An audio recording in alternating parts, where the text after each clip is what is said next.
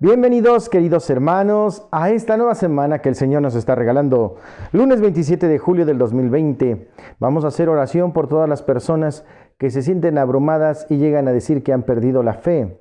Sabemos que la fe no se pierde si no se tiene. Sabemos que la fe no es una cuestión que se quita y se ponga, simplemente es una expresión. Y en este sentido pedimos la fortaleza para todos los hermanos para que se encuentren cada día mejor en medio de las dificultades que viven. En el nombre del Padre, del Hijo y del Espíritu Santo. Amén. Te damos gracias, Señor, porque nos has regalado una semana que inicia. Gracias por la reapertura de las parroquias. Permítenos también reabrir la pastoral para que volvamos a llevar tu palabra con mucho tesón, con mucha alegría. Gracias porque nos conservas la vida para cumplir nuestra misión. Permítenos seguir evangelizando por todos los medios. En el nombre del Padre, del Hijo y del Espíritu Santo. Amén. Bienvenidos, hermanos, a tu canal, que es Espíritu Canal, y vamos en camino a los 100 videos, a los 100 temas.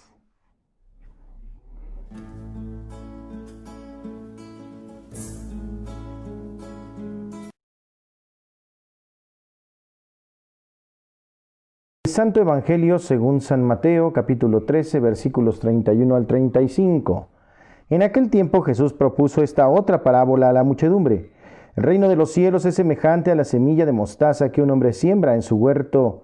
Ciertamente es la más pequeña de todas las semillas, pero cuando crece, llega a ser más grande que las hortalizas y se convierte en un arbusto, de manera que los pájaros vienen y hacen su nido en las ramas. Les dijo también otra parábola. El reino de los cielos se parece un poco de levadura que tomó una mujer y se mezcló con 3 medidas de harina, y toda la masa acabó por fermentar. Jesús decía a la muchedumbre todas estas cosas con parábolas, y sin parábolas nada les decía, para que se cumpliera lo que dijo el profeta: abriré mi boca y les hablaré con parábolas. Anunciaré lo que estaba oculto desde la creación del mundo. Palabra del Señor.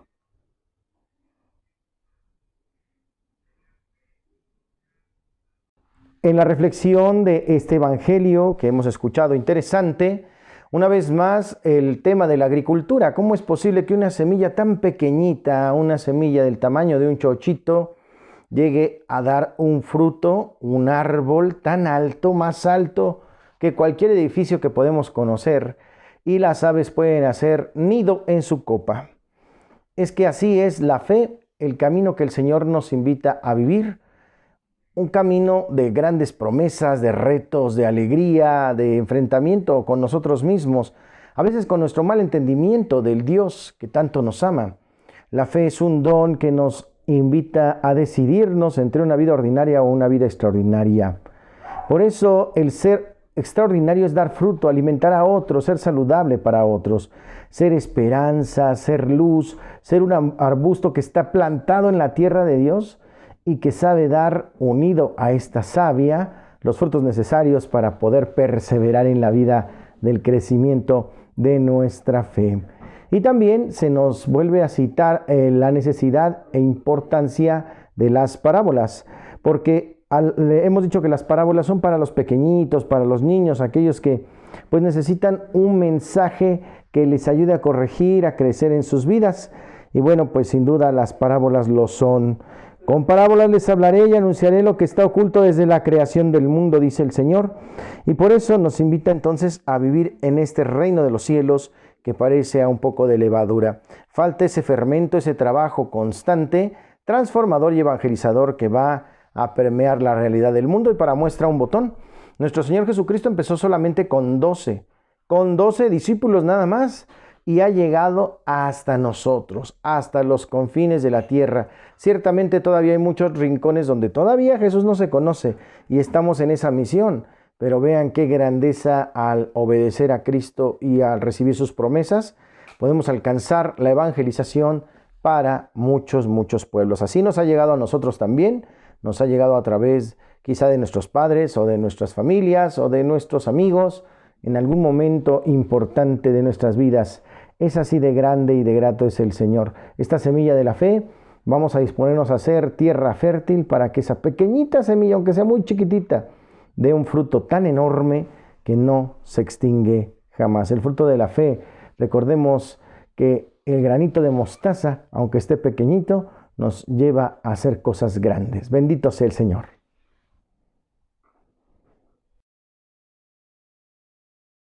Y para el tema de hoy, la gran importancia de la Lectio Divina. ¿Qué es esto de la Lectio Divina? Durante toda esta semana estaremos hablando de lo que es la Lectio Divina paso por paso, porque esta realidad nos ayuda a poder estudiar la Sagrada Escritura de una manera espiritual muy profunda.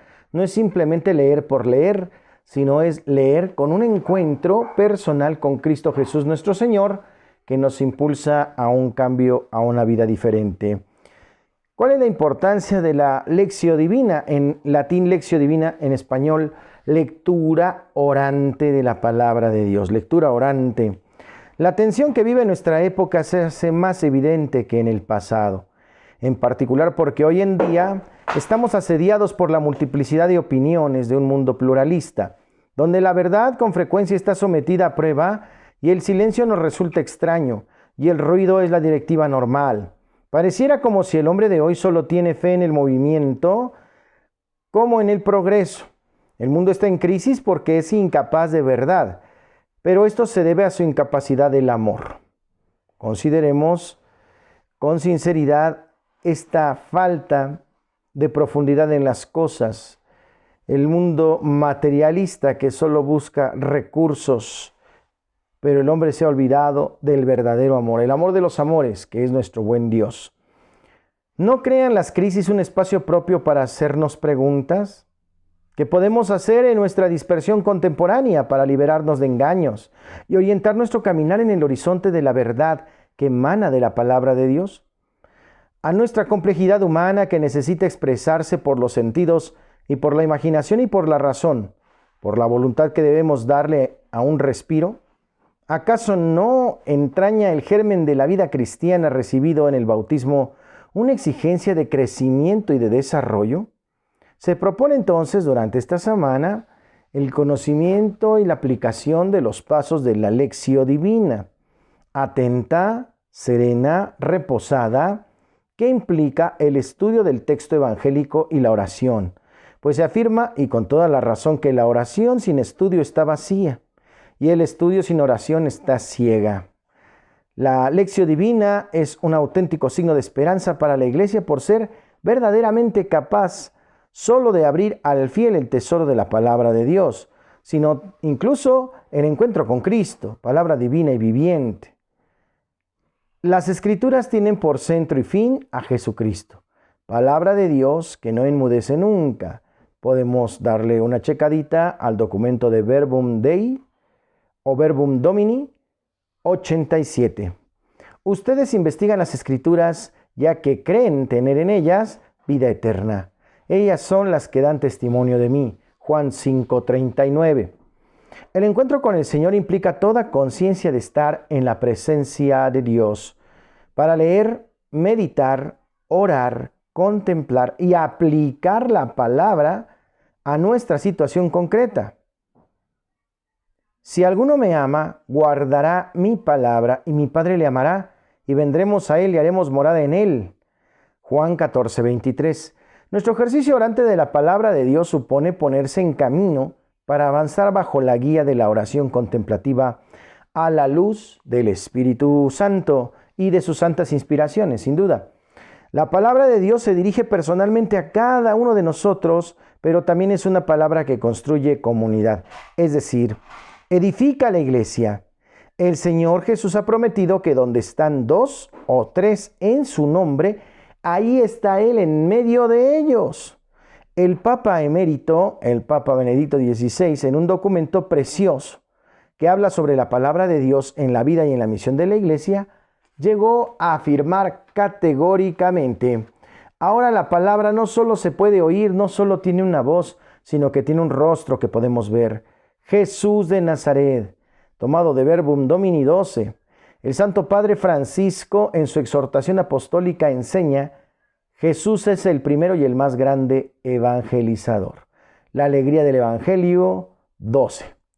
Hace casi 50 años que en algún momento se publicaron las cartas al destierro escrita sobre las dunas áridas del Sahara, que se le costaron 10 años de sufrimientos, y al situarse desnudo, pobre y solo ante la majestad de lo eterno, prorrumpe el autor conocido con el nombre de Carlos Carreto.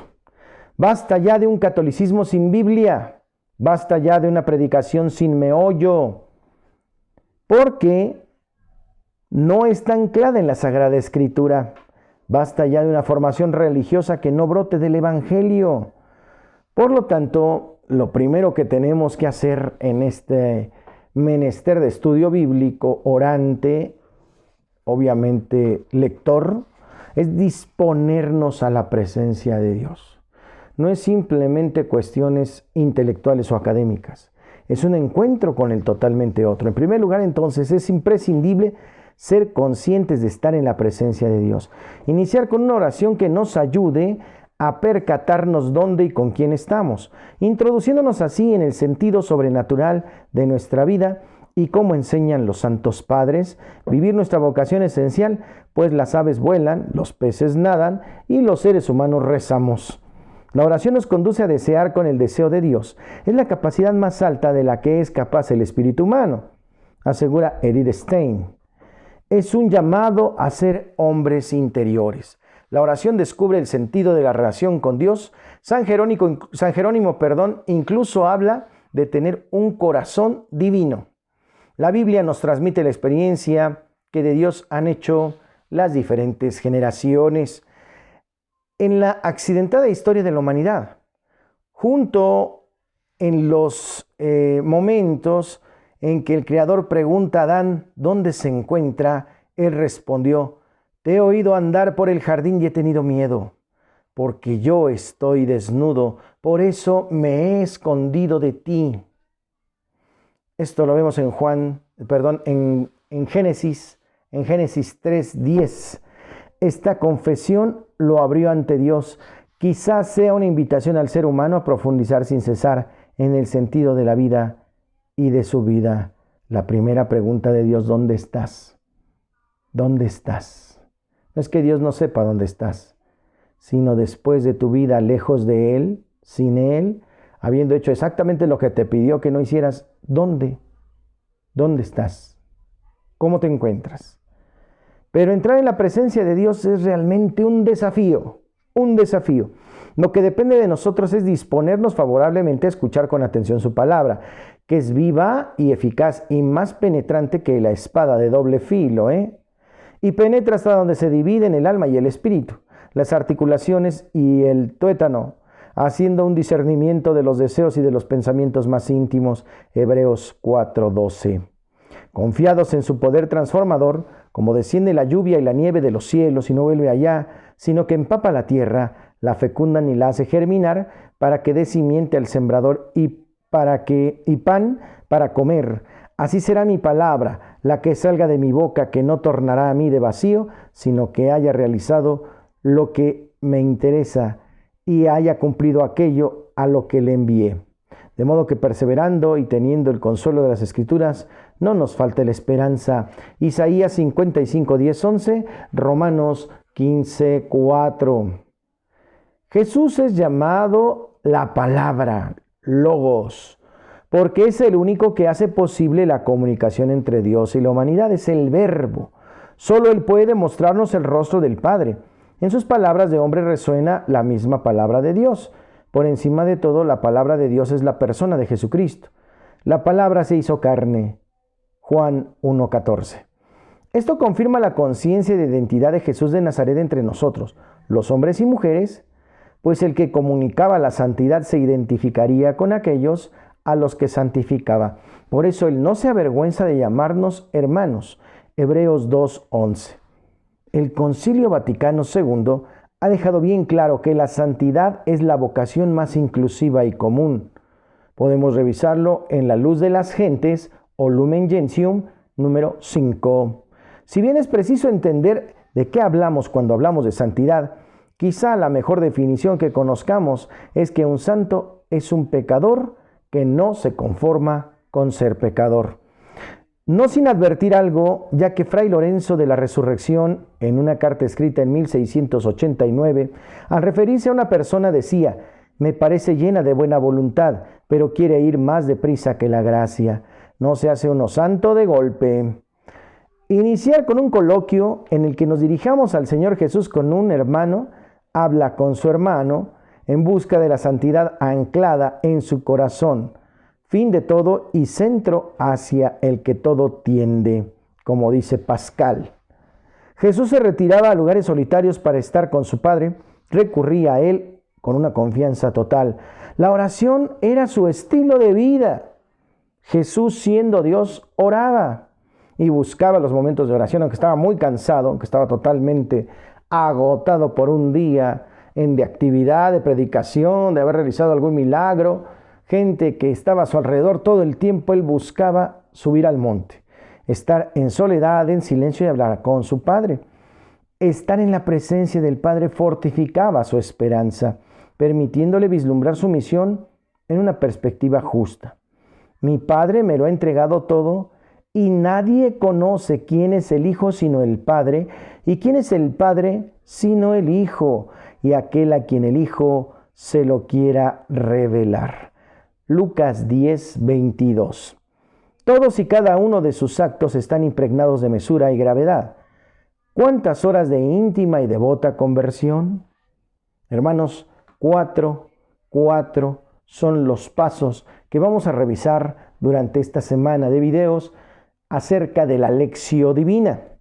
4 son los diferentes pasos, pero los iremos revisando uno por uno para que no corramos, no nos hagamos bolitas. Ahorita solamente la introducción de qué es la Lectio Divina, cuál es la intención y tener en cuenta que todo esto es el preludio del encuentro con nuestro Señor Jesucristo. Dispongamos nuestra persona y el día de mañana, Dios mediante, comenzaremos con el primer paso, que es precisamente la lectio, o sea, la lectura.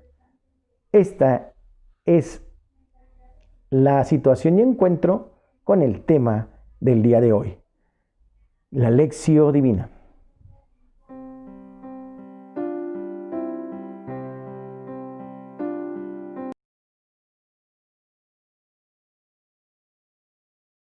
Y para santos y conversos, en esta ocasión los invito a conocer a San Pantaleón. San Pantaleón significa la palabra Pantaleón, el que se preocupa por todos, el que se compadece por todos.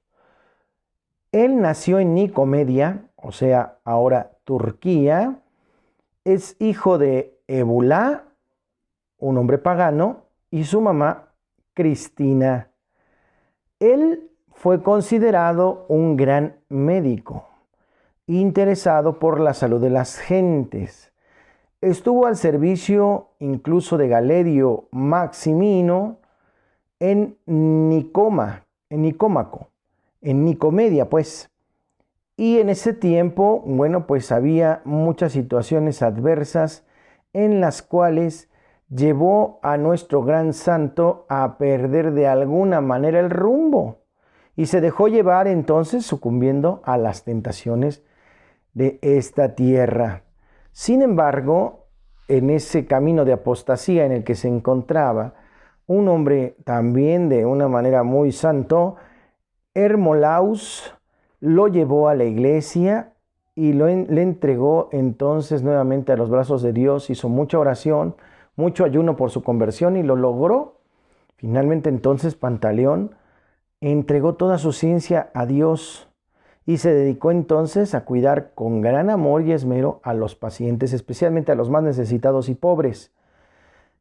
En el 303 se desató la persecución de Diocleciano en Nicomedia y bueno, pues nuestro santo fue arrestado. Desafortunadamente, ¿verdad? Lo llevaron a la cárcel y aunque de alguna manera le intentaron lastimar de muchas maneras, también fueron condenados junto con él otras 3 personas, entre ellos también Hermolaus. Y fueron mártires. Intentaron quitarles la vida de muchas maneras. Por ejemplo, en el caso, o singularmente pensando en el santo de hoy, San Pantaleón, a través del fuego, a través de agua, a través de plomo fundido, a través de lanzarlo a las fieras, a través de atravesarlo con la espada, con la roca. De miles de formas intentaron quitarle la vida y no pudieron. Milagrosamente no pudieron. Hasta que fue decapitado, se permitió él mismo que fuera decapitado. Y cuenta la leyenda, cuenta la historia que en lugar de sangre salió leche de él, ¿verdad? Y entonces exaltaba la fe de Dios como un gran médico y mártir. Atendió a los pobres y entregó su vida también ahí en Turquía. La intercesión de San Pantaleón, patrono de médicos también, patrono de personas enfermas, nos ayude en estos tiempos. El santo y converso del día de hoy, santo y converso de primer nivel, San Pantaleón.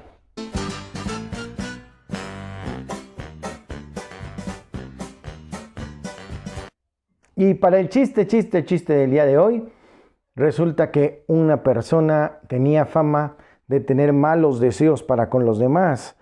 Todo el mundo decía que tenía malos deseos para con los demás, que tenía malas intenciones.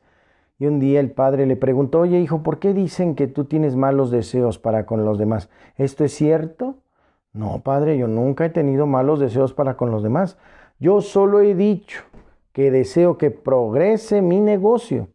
¿Y cuál es tu negocio? Pues soy funerario, soy muertero.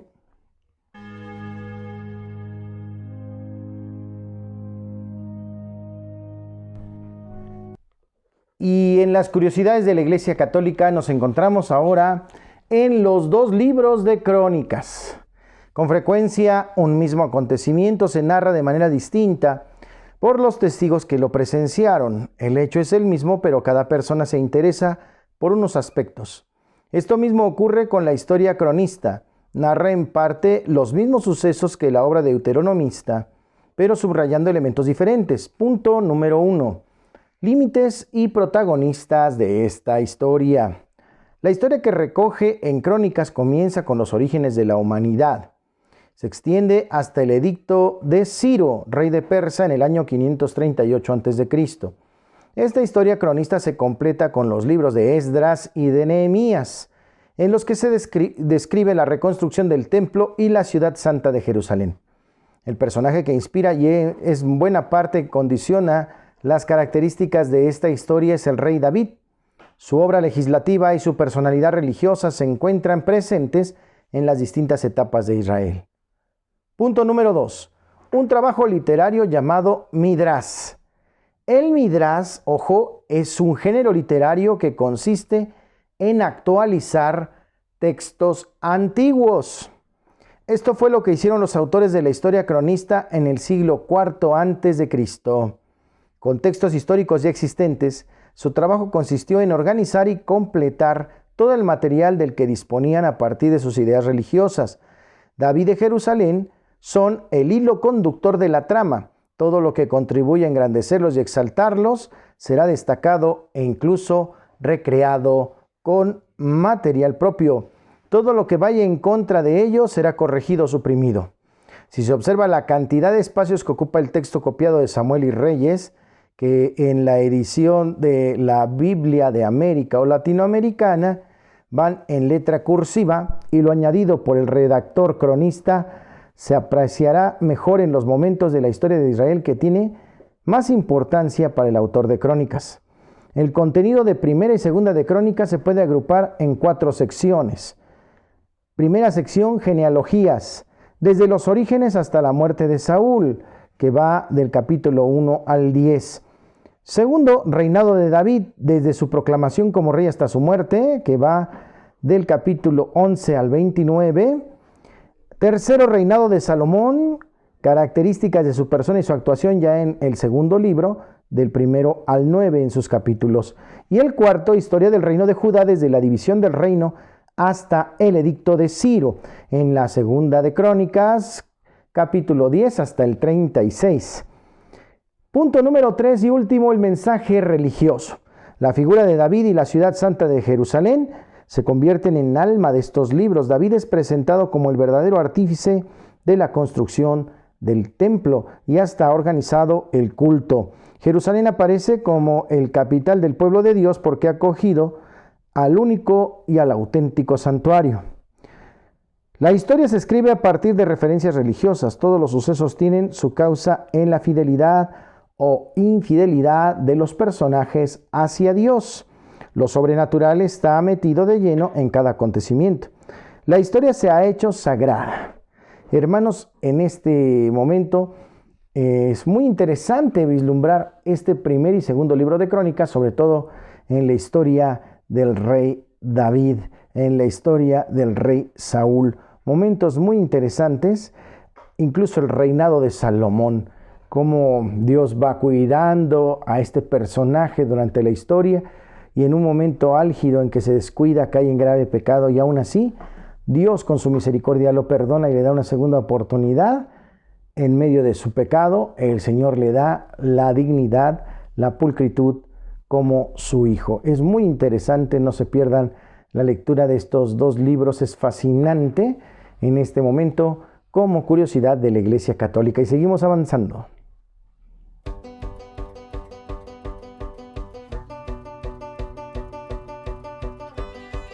Y para la rola del alma en esta ocasión queremos escuchar esta rola que se llama Jesús es mi guardián de Jesús Cabello, un hermano cantautor católico que superó la leucemia gravemente. El Señor le ayudó y ahora se dedica a evangelizar. Escuchemos con gozo a Jesús Cabello, mi guardián.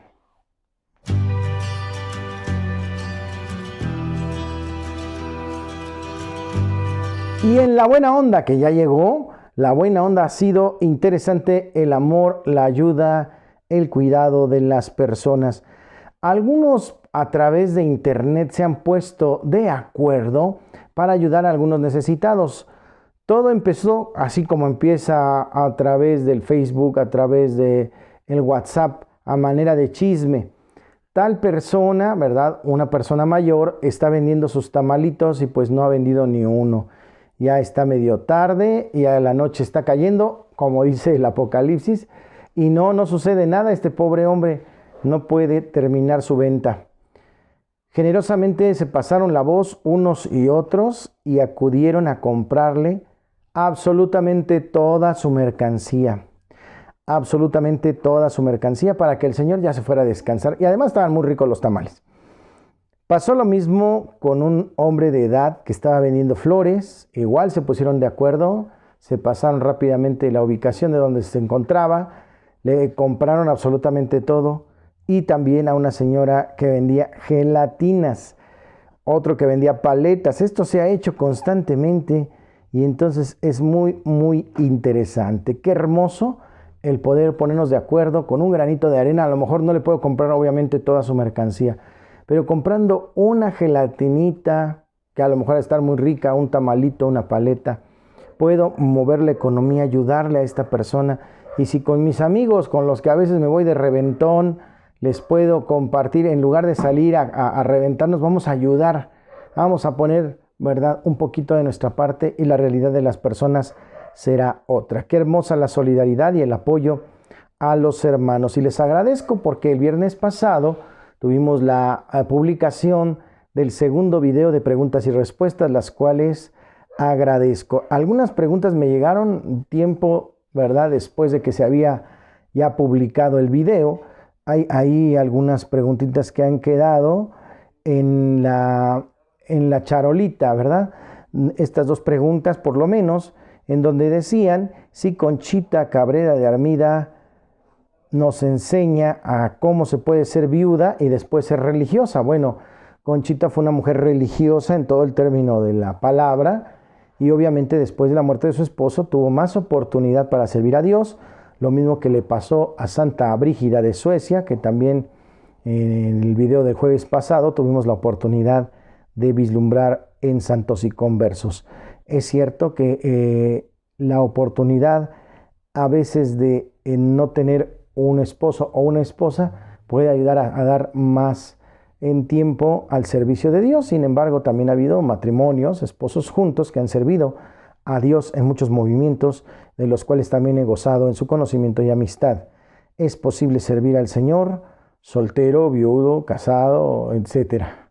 De todas las formas y en todas las circunstancias podemos servir al Señor.